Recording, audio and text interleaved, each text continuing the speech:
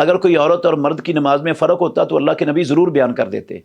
رسول مکرم صلی اللہ علیہ وسلم نے نماز پڑھی ہے، اور آپ صلی اللہ علیہ وسلم نے حکم دیا ہے صلو کما رأیتمونی اصلی، اس طرح نماز پڑھو جس طرح مجھے محمد الرسول اللہ صلی اللہ علیہ وسلم کو تم نے نماز پڑھتے ہوئے دیکھا ہے۔ یہ حکم آپ صلی اللہ علیہ وسلم کا صرف مردوں کے لیے نہیں ہے، عورتوں کے لیے بھی ہے، کیونکہ آپ صلی اللہ علیہ وسلم صرف مردوں کے نبی نہیں ہیں۔ جس طرح آپ مردوں کے نبی ہیں ویسے ہی آپ عورتوں کی بھی نبی ہیں، تو جو حکم آپ کا مردوں کے لیے ہے وہ حکم عورتوں کے لیے بھی ہے۔ تو عورتوں نے بھی رسول اللہ صلی اللہ علیہ وسلم والی ہی نماز پڑھنی ہے، جس طرح رسول اللہ پڑھتے تھے مردوں نے بھی ویسی ہی پڑھنی ہے۔ تو کوئی ایک حدیث صحیح سند کے ساتھ حدیث کے ذخیرے میں علی وجہ البصیرت کہہ رہا ہوں نہیں پیش کی جا سکتی۔